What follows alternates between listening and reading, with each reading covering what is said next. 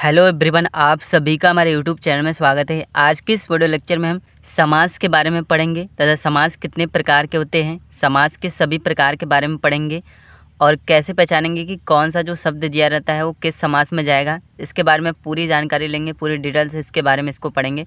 तो सबसे पहले यहाँ पर देख लेते हैं कि समास क्या होता है। समास की परिभाषा: परस्पर संबंध रखने वाले दो या दो से अधिक पद मिलकर एक स्वतंत्र और सार्थक शब्द बनाते हैं, तब उस विकार रहित मेल को समास कहते हैं। जो समास होता है, समास के 6 प्रकार होते हैं। इनमें से पहला प्रकार यहाँ पे जैसे दे दिया है, अव्ययी भाव समास। अव्ययी भाव समास क्या होता है?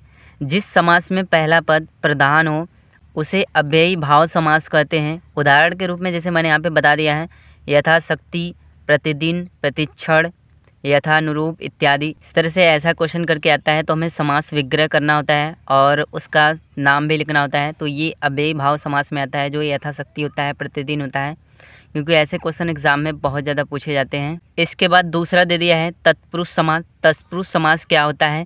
जिस समास में दूसरा पद प्रधान हो उसे तत्पुरुष समास कहते हैं। इसको कैसे पहचानेंगे? जैसा इसका उदाहरण यहाँ पे दे दिया है, यथा प्राप्त, रोग मुक्त, राजकुमार, हस्तलिखित इत्यादि। ऐसे करके जब शब्द आएंगे तो ये हमारे तत्पुरुष समास में होते हैं। इसके बाद तीसरा आता है द्वंद्व समास। तो द्वंद्व समास क्या होता है?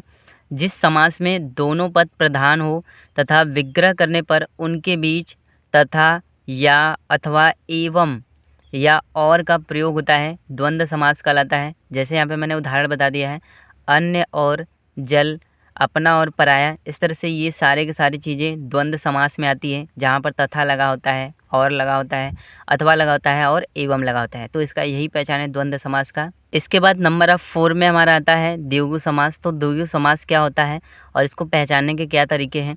तो जिस समास का पूर्व पद संख्यावाची विशेषण होता है तथा संपूर्ण पद किसी समूह या समाहार का बोध कराता है, उसे द्विगु समास कहते हैं। इसका उदाहरण मैंने यहाँ पे लिख दिया है। ये जो होता है एग्ज़ाम में बहुत ज़्यादा पूछा जाता है।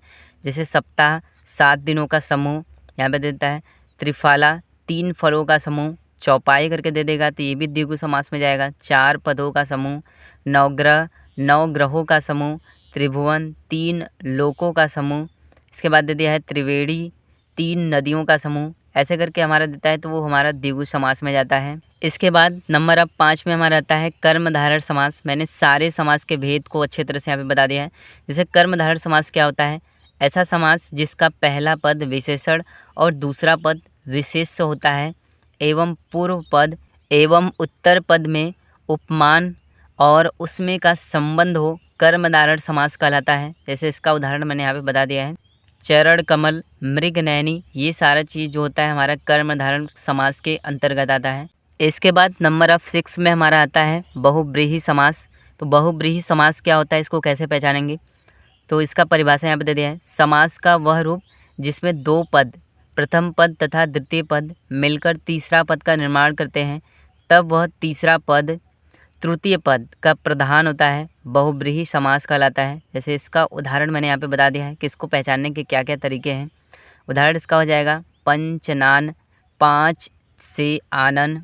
दूसरा दशानन, 10 मुख वाला, जैसे इसको रावण बोलते हैं। चतुर्भुजः, 4 भुजा वाला, जिसको चतुर्भुज बोलते हैं। त्रिनेत्र, 3 है नेत्र, जैसे शिवजी होते हैं।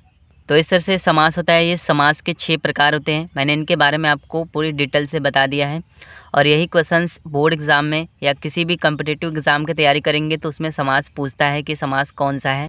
वीडियो पसंद आए तो वीडियो को लाइक कर दीजिएगा। यदि आप मेरे चैनल पर नए हैं तो चैनल को सब्सक्राइब कर दीजिएगा। तो वेरी वेरी थैंक यू।